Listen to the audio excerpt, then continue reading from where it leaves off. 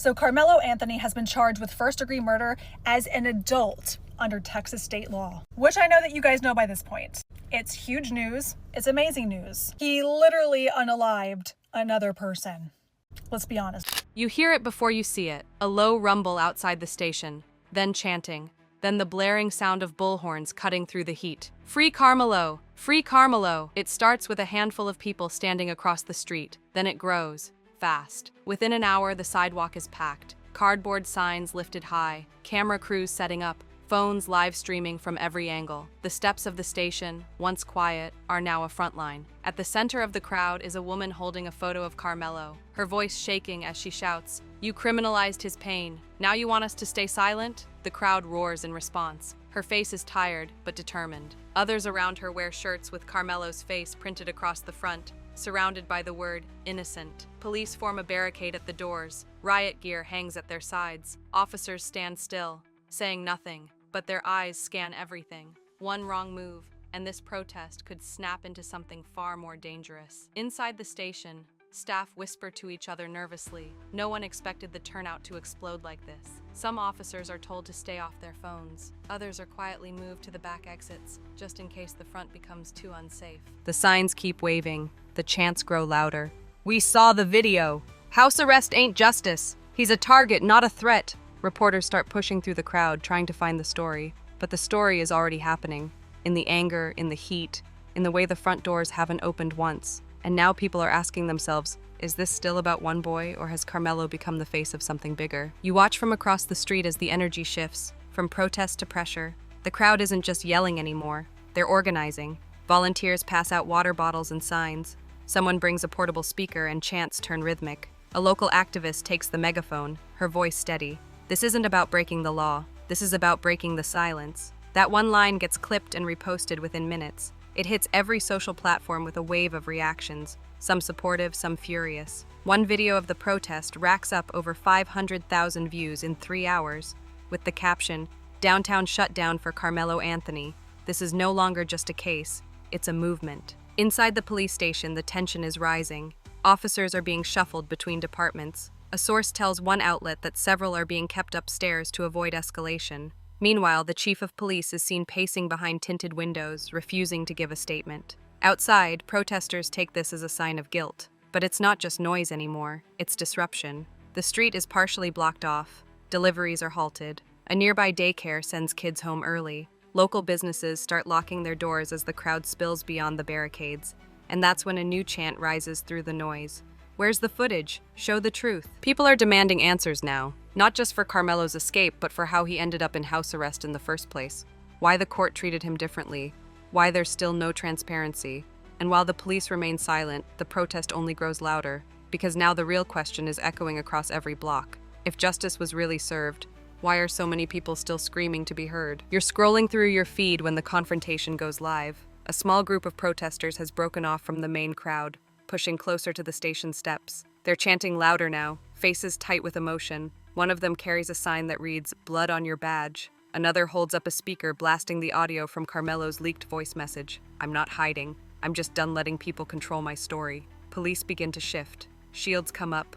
A few officers adjust their stance. Not aggressive, but prepared. Someone in the crowd yells, "Don't touch us! We have the right to be here!"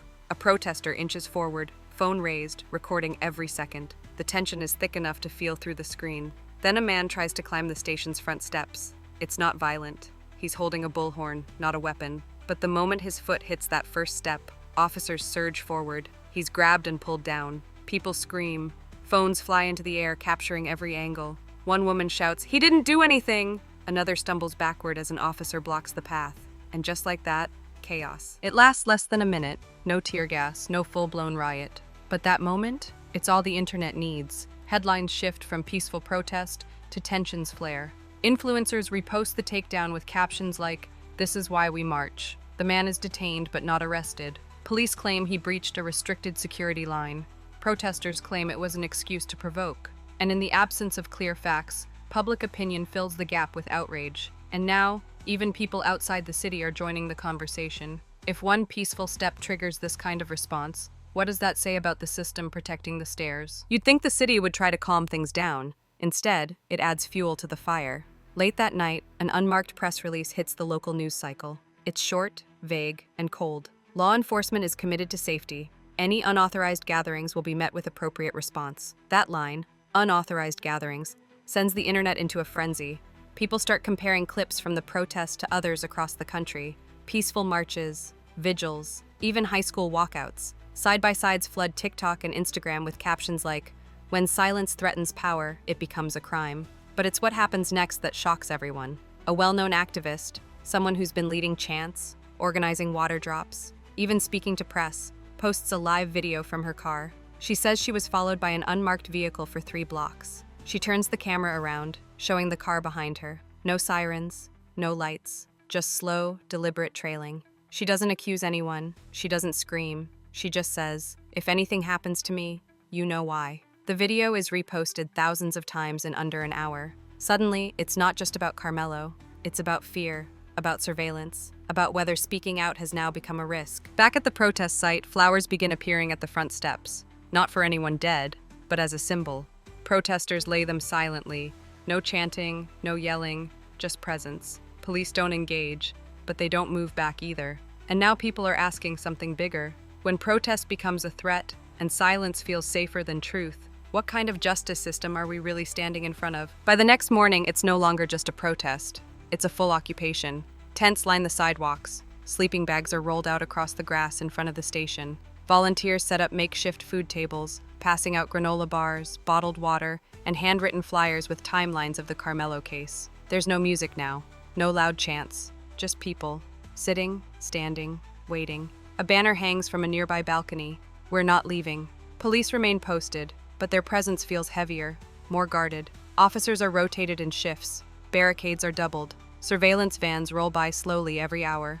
At one point, a protester waves to a passing officer. The officer doesn't wave back. What shakes the city even more is the list that goes viral that afternoon. A spreadsheet someone posts with the names of every minor ever given house arrest in the last 5 years. Next to each name, a race, a sentence length, a public record link. And next to Karmelo's, only one to escape.